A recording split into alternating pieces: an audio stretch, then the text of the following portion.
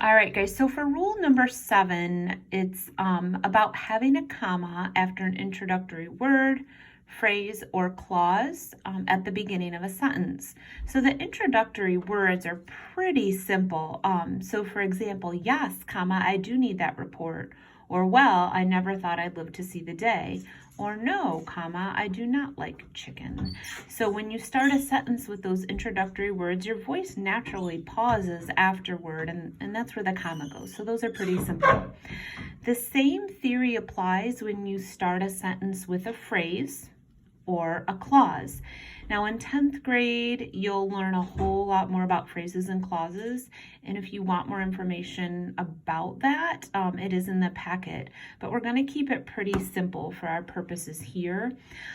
The main thing to know, guys, is typically when you start a sentence with a phrase or clause, there's going to be a natural pause after it. So for these, if you read it out loud, you're probably going to hear where the pause is. But just to keep it simple, just think of a phrase or a clause. It's like it couldn't stand alone as its own sentence. If you think about it that way, that might help a little bit. Okay, so I'm going to go through these with you guys. There is one exception, and that's that if you end your sentence with a phrase or clause, then you don't have a comma, and we'll see a couple like that, so I'll explain them as I go, okay?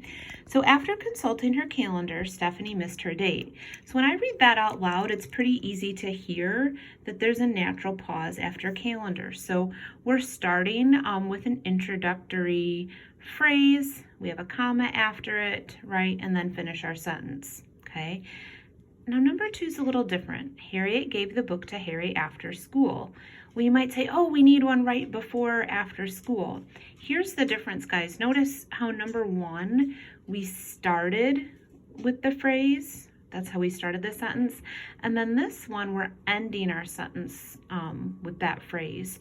So again, that was the exception to the rule, is that if it ends with the phrase, you don't have the comma. This is only for introductory phrases and clauses and words, okay, meaning they come at the beginning.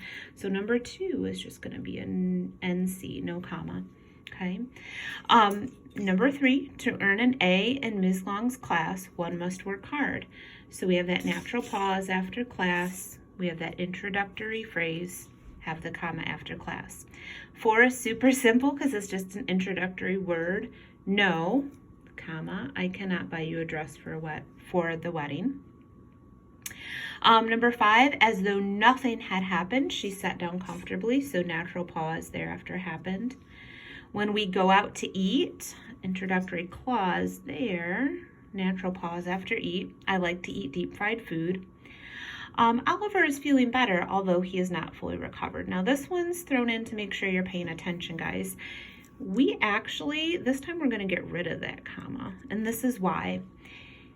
This is a clause, although he is not fully recovered, but it's not used to start the sentence, okay? Now, if we had done that, this is what it would look like.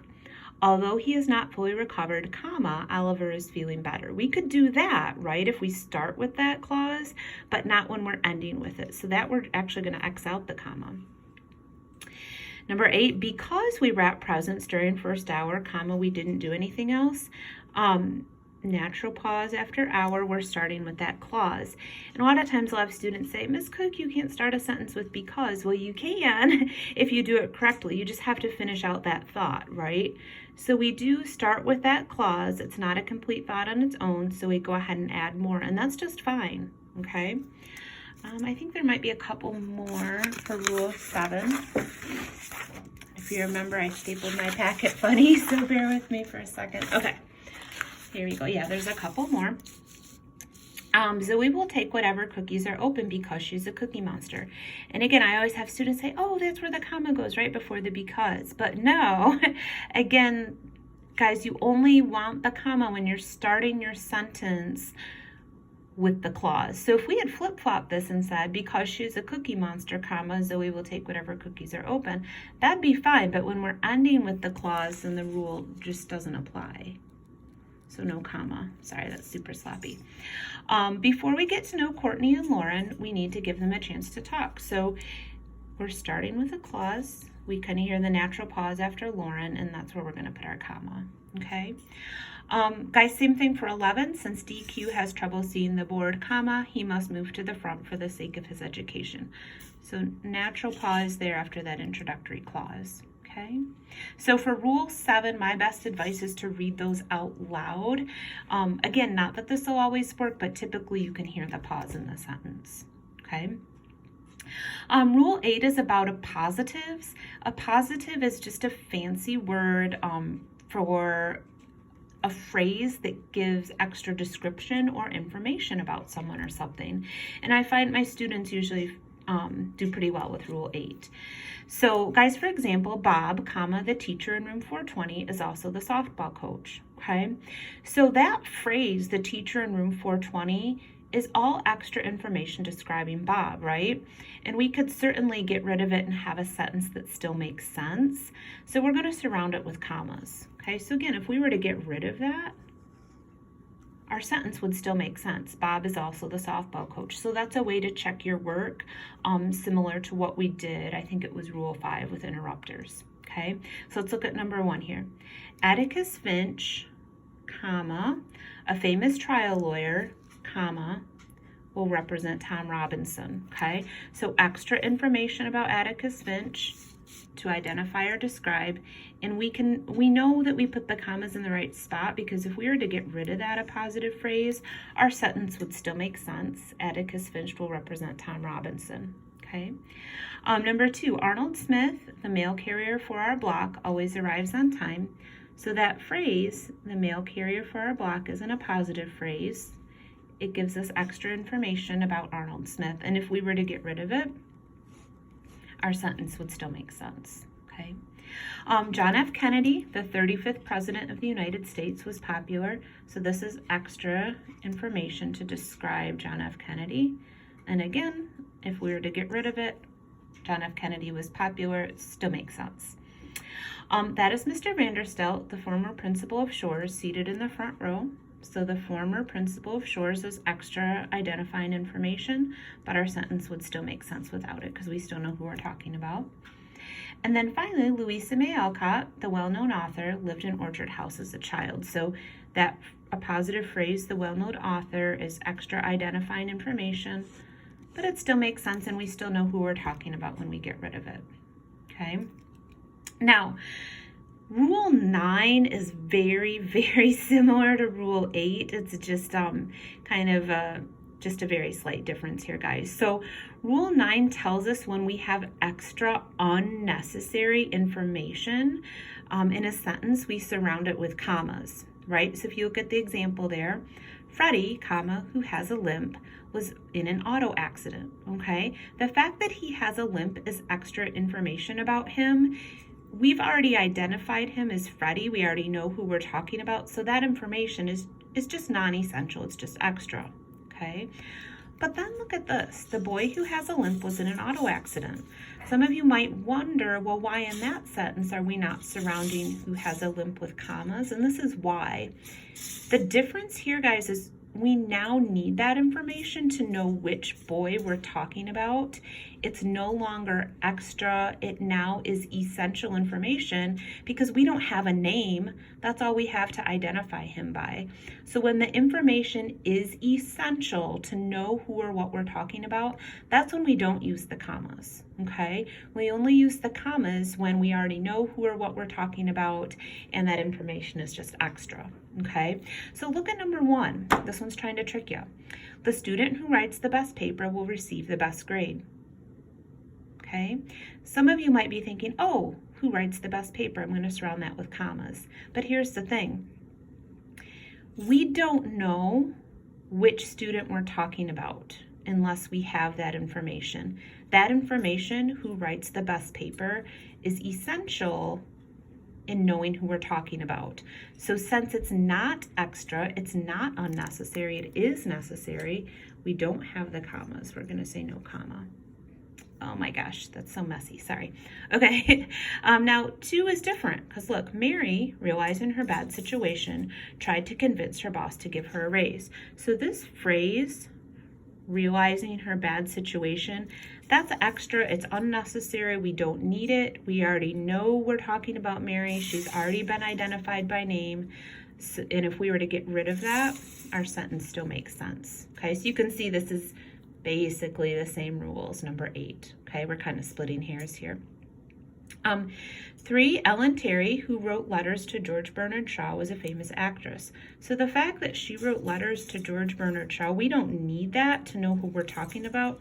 We've already identified her by name. If we were to get rid of that, our sentence would still make sense, okay? And then 4, I wrote 5 types of papers, including a letter, a personal narrative, and a newspaper article. So we have 2 rules going on here. We have items in a list, right, for rule 1, and that's what these commas are about. But we also have non-essential information, because I could have just ended my sentence here. I wrote 5 types of papers, boom. All the rest of this is extra. That's not really necessary.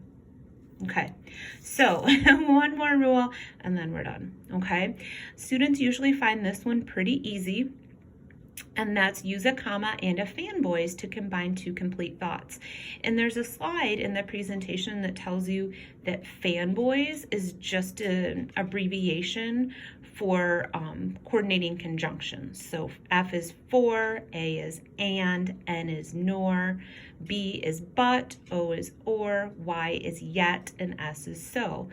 So those fanboys, those coordinating conjunctions, when they're used to combine 2 complete thoughts, notice how I emphasize complete, then we just have a comma before the fanboy.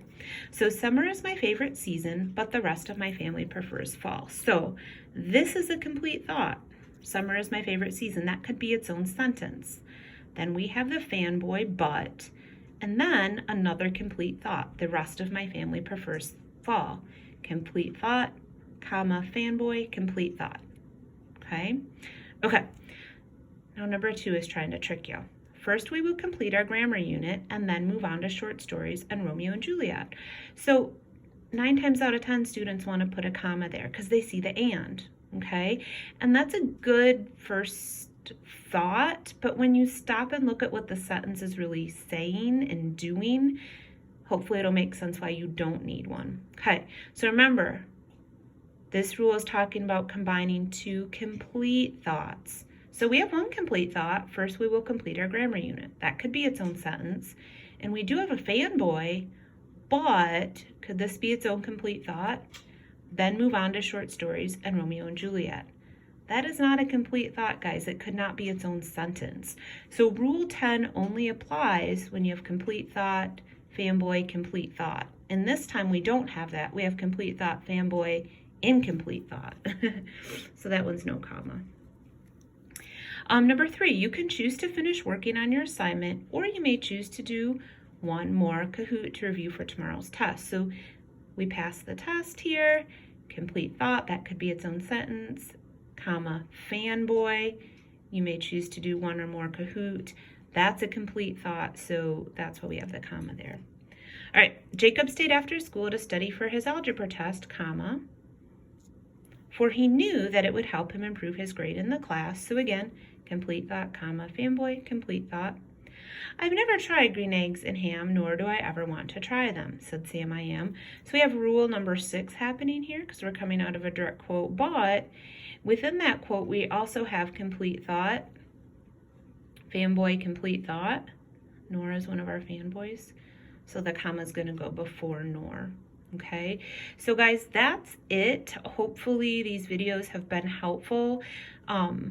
You know, watch them as much as you want and just make sure you have a good handle on this stuff before you try the quizzes, but you can do the quizzes as many times as you want to get that 80% or higher.